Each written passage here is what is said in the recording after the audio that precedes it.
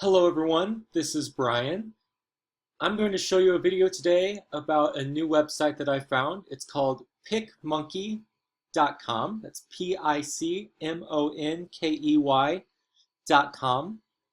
I chose this technological tool because it's free and it's going to allow my students to be really creative. It's to edit photos and also to create collages. So what I plan on using it for is I have this project in my German 3 class that we study a German artist who created photomontages as a form of propaganda against the Nazis. So I always have my students create this collage of theirs to promote something that they really care about. Previously, they've always done it through something like Google Slides or PowerPoint. But by finding this, I played with it a little bit, and there's some really cool things that you can do with it. So I think this is going to be a great tool for my students, not only for that project, but even to share other information or even to share things about themselves that they like. It might be a nice idea to have them create collages during the first week to help them introduce themselves to the classmates. So let's take a look at it.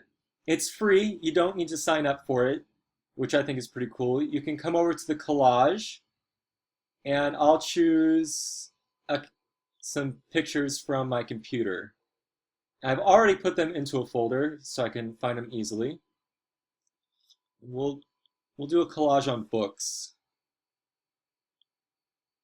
So you can click and drag the photos to how you want them to be and where you want them.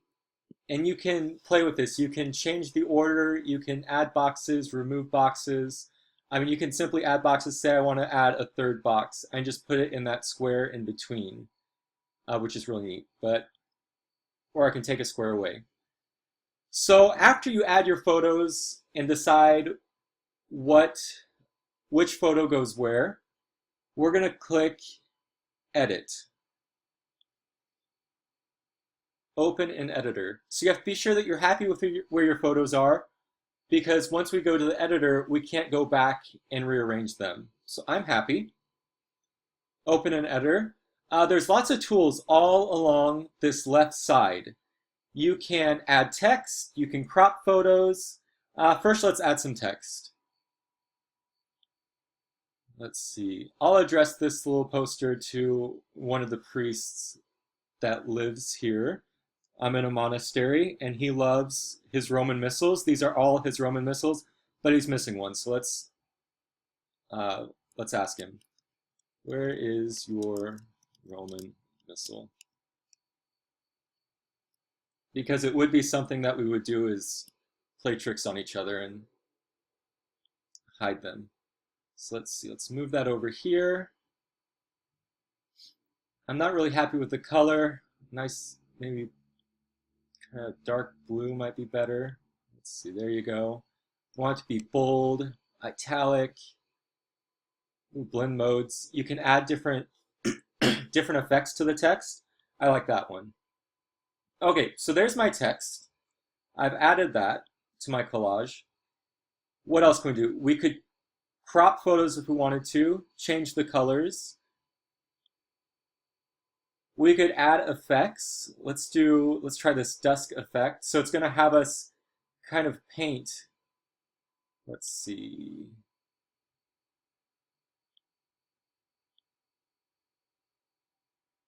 Let's add this. There we go. And so we can apply this dusk effect to the photos by clicking and dragging this. If you have any experience with Photoshop, some of the tools are pretty similar. But I would suggest just getting on here and kind of creating some collages of your own, because it's actually kind of fun. So that scene doesn't have to do too much, but we'll apply it anyways. There we go.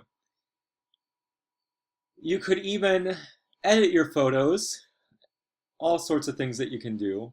I have no faces, so I don't need to do anything. Add text. You can add different shapes if you wanted to. Lots of hearts, stars, ooh, spirals.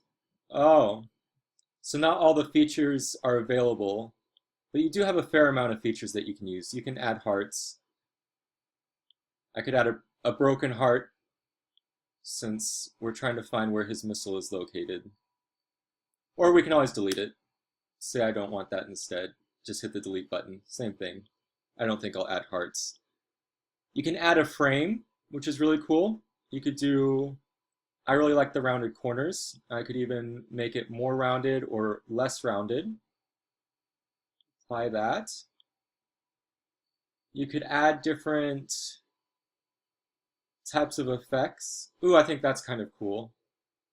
So we will apply that there. And you could also change themes. So I could say, let's add some sketch to it, so it would change it up. I don't actually want to do that though. Okay, so I'm done with my collage, and I can save it, I can share it, I can open it, but let's just save it.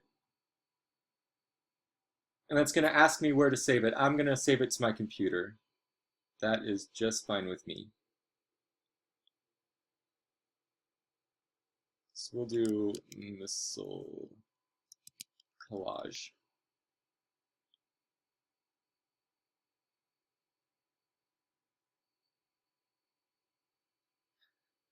So it's asking me, it's basically, I forgot to indicate how I want to save it, and I do want to save it as a photo, as a JPEG. So this website has a lot of funny messages like that, the hamster on the treadmill inside your computer. So I click yes, I'm okay with that. I do want it as a JPEG just like that, and save it. Perfect, it's totally saved. I could go into my desktop, if I go into my Finder, and let's see if we can find it, where it's saved on my desktop. Right here. That was a previous one. And there we go, yeah, I created the same one again for us. So again, that's how you create those collages. It's totally free, which is really great. And I think it's really going to help my students to use this tool to really show their creativity. It's not just that they can have a nice product at the end, but since it's so customizable, they can really flourish in how they want to present themselves. I also think it's a great tool for reflection. I think I could have my students create collages and reflect on, maybe create a collage of what you consider German culture to be, compared to, you could do another collage for how you would do your own culture, how you would show your culture to a German person. So I think it's a great tool for not only for creativity, but also for reflection. Thank you very much.